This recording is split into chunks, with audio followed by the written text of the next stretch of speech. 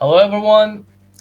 In this episode, we want to review the second franchise of Manhunt series.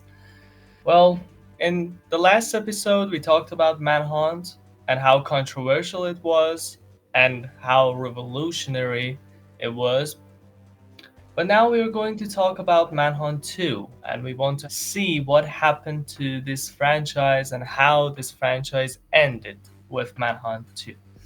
Well, you might think that Rockstar Games, after this Manhunt actually blowing in the world as a really violent and controversial video game with intense violence that is not appropriate, might think of a change in behavior. But as you could see, this is Rockstar Games, and it was like, I don't care.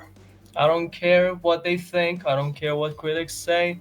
We're going to make Manhunt 2 even more violent and darker all at the same time. So, in some aspects, Manhunt 2 changed massively. Like, it improved in a really obvious way that you could actually, everybody could find out that game has different improvements in different aspects of the video game. So, in Manhunt 2, we have more executions. In terms of gameplay of killing, some different executions have been added to this video game so that you can choose between uh, these execution methods and have the freedom to choose how to eliminate your enemies. Well, back in Manhunt, the original, we had three types of executions, like the fast one, the middle one, and the violent one. Like we had three signs for that. We had white, yellow, and red. Same thing goes for Manhunt 2, but this time you are the one who does the action. Like you should actually move the mouse or shock and try to do the execution completely, all by yourself. And this is how violent it has turned in Manhunt 2.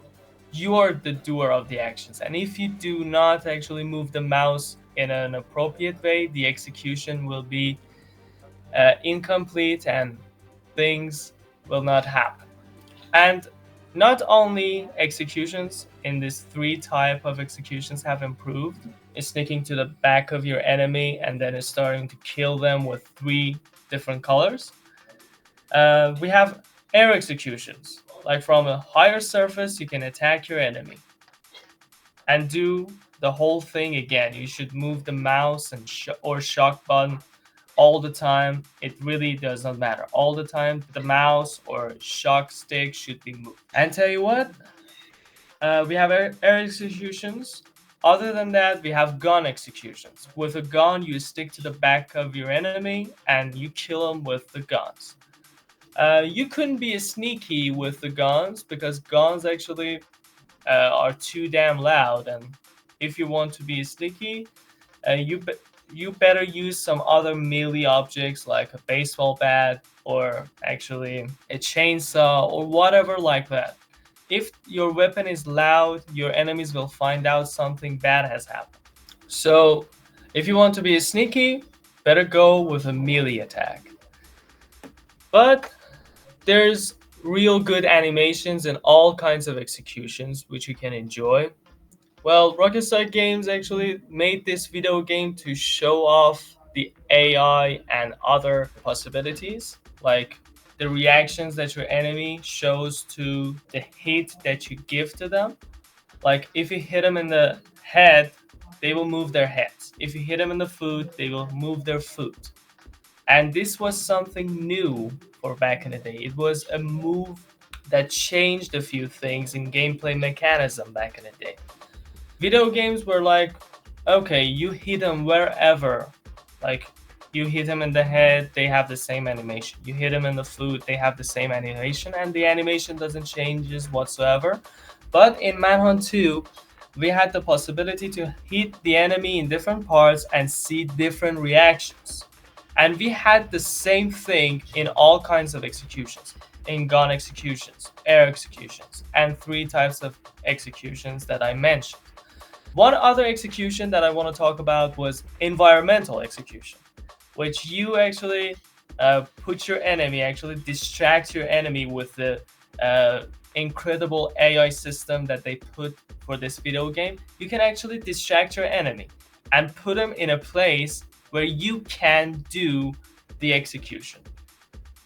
Well, there are some signs on the map which indicate where the environmental executions can occur.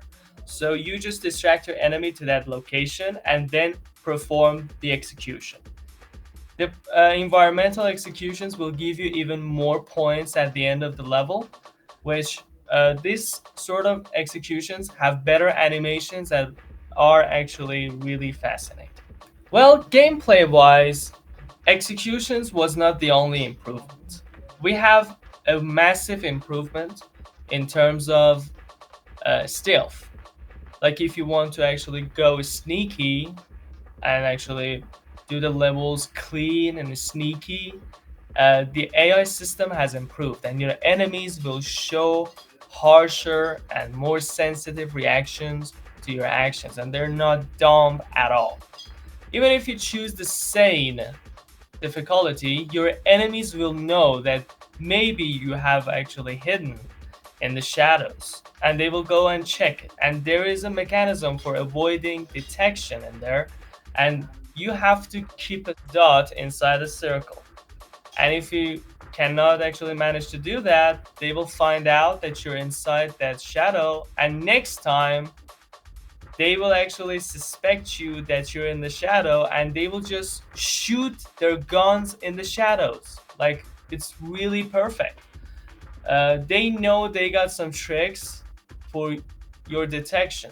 They know if you have hidden inside that shadow, they might as well shoot in the shadow, and if you react to that actually shot, they will understand that, hey, there's someone in there, and they will keep shooting till you're dead. Same thing that we had in Manhunt the original, we have it in Manhunt 1. You have to be sneaky most of the times, but sometimes the level design will actually force you to actually go straight forward, go head on, and kill your enemies with a gun. But most of the time, it's better to go sneaky because the enemies actually have better weapons and better strategies, and they're stronger than you. They can actually get the better of you. So if you want to actually survive, it's better to go sneaky. Another massive improvement is in range of sound. For Manhunt 1, we had range of sound as well. When you walked in a harsh surface like shattered glasses or leaves, enemies would find that you're actually stepping foot on that, and they would just detect you. But we have different range of sound for different surfaces, and not only that, if you actually hit something that is actually wooden, the range of sound actually will be a little bit lower, but we will have a higher range of sound, a bigger circle in the map. Actually, the range of sound is indicated in the map.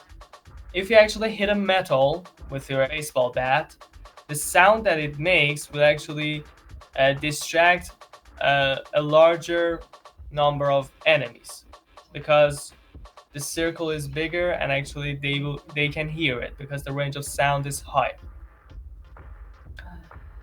These things are the details that Rockstar Games actually even improved in Manhunt 2.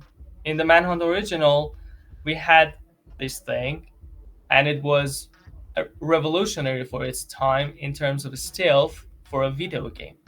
As I said, Rockstar Games always wanted to actually show something off.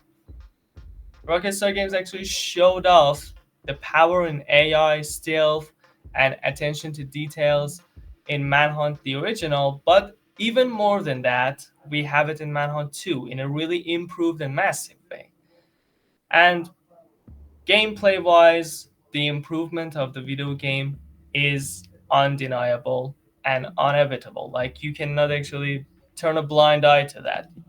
Whoever actually played Manhunt the original will actually see the improvement in Manhunt 2. Now, going to storytelling. Well, storytelling of Manhunt 1 was obviously not a good storytelling. Like, it wasn't something that we could actually be proud of, or Rockstar Games could ever be proud of, because the storytelling had no purpose. It was like Rockstar Games was trying to troll us into actually following a hobo, escorting a hobo, I don't know, doing some stupid stuff for actually sick director, and there was nothing into it. Just do the sick thing and survive. No storytelling whatsoever, nothing that can ever be interesting. But for Manhunt 2, we have a project and we have a scientist that has turned mad and crazy and doing all the sick things. And it's actually the alternate ego of this scientist that has caused all this mess inside this video game. Well, this story is a scientist participating in a project and things go wrong and he just ends up being crazy and held in a penitentiary. And for a while, he actually escapes the penitentiary trying to find a solution to what has happened to him with his alternate ego by the name of Leo Casper. This character follows you and actually gives you orders to do this, do that, and Daniel Lamb, being the scientist, does all these sick things as the main character. And one unique move that Rockstar Games has done in this franchise, being the end of the franchise, is a different ending for each difficulty that you choose. If you choose the same difficulty, we have one ending, and if you choose the insane difficulty, we have a totally different ending with a totally different boss fight and a totally different level design for the last level, which you can actually give you a different experience every time you actually try the video game. For me, this video game was not a video game to try it for once and say, okay, I don't want to try it anymore. It was like I tried it once and I wanted to try it for the second time for trying different executions, because this video game not only having such complicated story that you need to focus on, and sometimes you need to actually choose different difficulties to actually see different actually endings and find out what is exactly going on. I wanted to try various weapons that were in this video game. I wanted to actually try one mission, once go sneaky, and the second time that I tried this video game, I wanted to just go head on and see what happens. So you have different choices to actually finish the story and finish the levels. You can actually finish the levels so clean and sneaky. You can actually go dirty and just go head on. All this freedom that this video game gives you is just fascinating. Rockstar Games is known for giving you the freedom in gameplay, and this time, Rockstar Games actually gave you the freedom in storytelling as well. Well, other things, we talked about gameplay and storytelling, but there are some other things that actually had massive improvement in terms of Manhunt. The environment of the video game. The environment is totally darker. Like, in a really obvious way, which you cannot turn a blind eye to that. For Manhunt 1, we had some dull, dark parts of Carson City. Everything was just dark and a little bit creepy. That was all. Just dark and creepy. I don't know, industrial sites, actually abandoned building, an abandoned prison, things like this.